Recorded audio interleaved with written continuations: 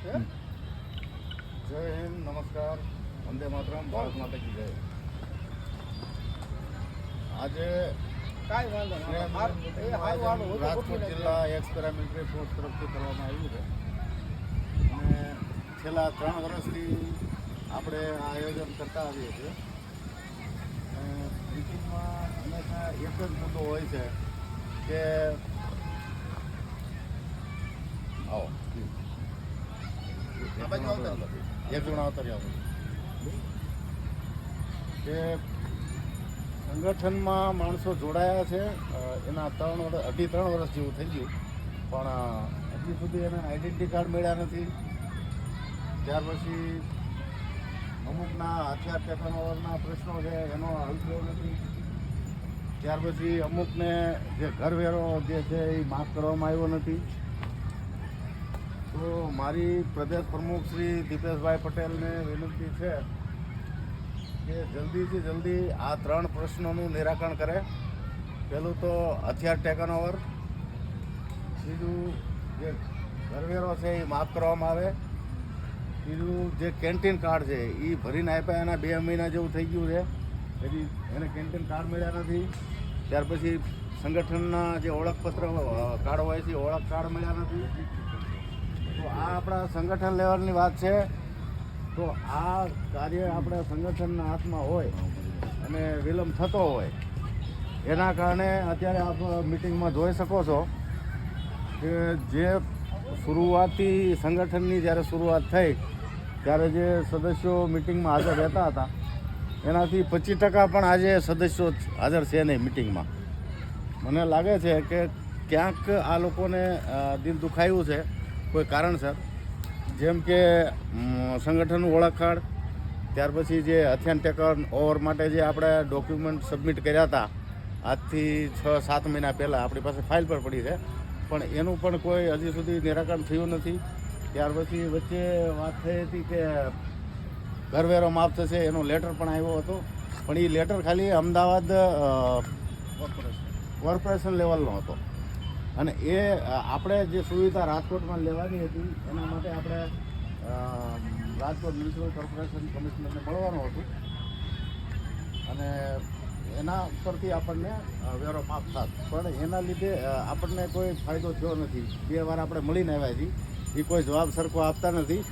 તો મારી પ્રદેશ પ્રમુખ શ્રી દીપેશભાઈ પટેલને વિનંતી છે કે આ 2-4 મુદ્દાઓ જે આપણા સંગઠન લેવલના છે એનું તાત્કાલિક નિવારણ કરવામાં આવે અને આગામી જે અત્યારે જે આપણે સંગઠનનું એક નવું જે એકાઉન્ટ ખોલ્યું છે જેમાં તે સેવાઓ આવો જવો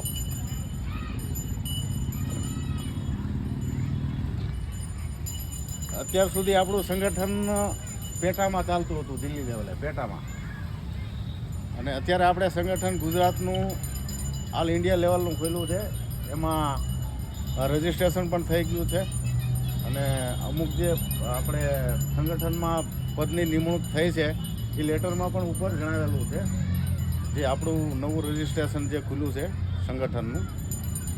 તો એના માટે આપણે એક એકાઉન્ટ ખોલાવ્યું છે સંગઠનનું, સ્પેશિયલી નિવૃત્ત અને શહીદ પરિવાર માટે. એમાં આપણે એક 1 ટાઈમ પૈસા જમા કરવાના છે, 1 ટાઈમ, કે જ્યાં સુધી આપણું સંગઠન કાર્યરત છે ત્યાં સુધી આપણે મિટિંગનો ખર્ચો છે કે કોઈ બીજો ફંક્શનનો ખર્ચો છે એ ટોટલ ખર્ચો આપણે 1 ટાઈમ ફીસ ભરશું, એમાંથી આપણે ઉપયોગ કરવાનો રહેશે. તો ટૂંક સમયમાં કોર કમિટીની મિટિંગ ગાંધીનગર થવાની છે.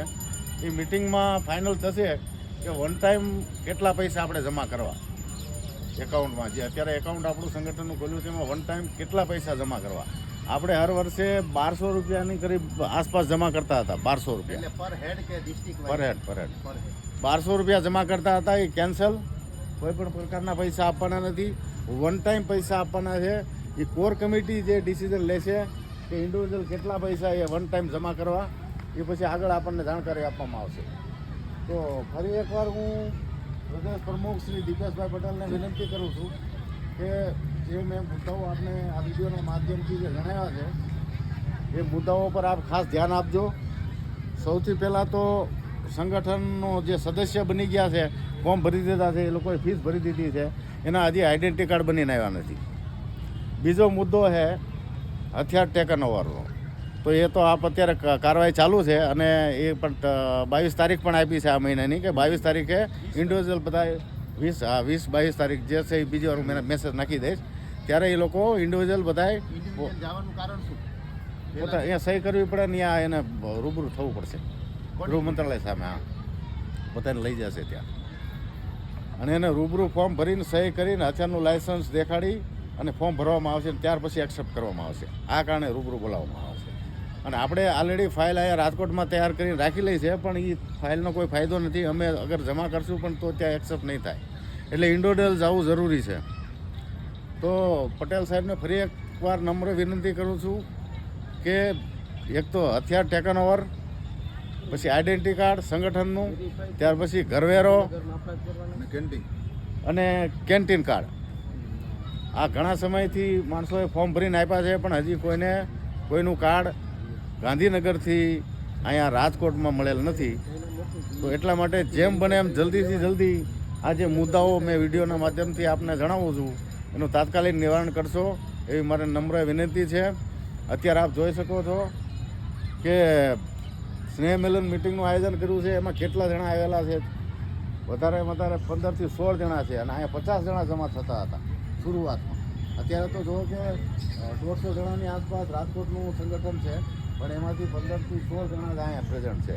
તો ક્યાંક ને ક્યાંક આ લોકોનું દિલ દુખાયું છે કે કોઈ એના અંદર દિમાગમાં કોઈ પ્રશ્ન ઘેરાયેલો છે. એ પ્રશ્નનું નિરાકરણ ત્યારે થાય જ્યારે અમુક મેં મુદ્દાઓ જે કીધા એનું જે સોર્ટ આઉટ થાય તો એ લોકો આગળ વધશે મને એવું લાગે છે. કારણ કે ઘણીવાર હું આ મિટિંગમાં અવારનવાર જોઉં છું આ લોકો હંમેશા કાર્ડના, હથિયાર ટેકન ઓવરના અને કેન્ટીન કાર્ડના તો આ મુદ્દાઓ હંમેશા સામે આવતા હોય છે મારી સમક્ષ. તો એટલા માટે આ મુદ્દાઓનું આપ જલ્દીથી જલ્દી નિરાકરણ કરે એવી મારી નમ્ર વિનંતી છે. અને જે પણ આગળના આદેશ છે, આગળ આપણે જે હથિયાર ટેકન ઓવર માટે જે ઇન્ડિવિજ્યુઅલ જવાનું છે એનું ક્લિયર કરી અને ફરી એકવાર આપ વિગતવાર જણાવશો, ગ્રુપમાં મેસેજ કરજો તાકે અહીંથી માણસને સુવિધા રહે કઈ રીતે આવું, શું કયા પેપર લઈને આવવા અને કઈ રીતે ફોર્મ ભરવું ટેકન ઓવર માટે.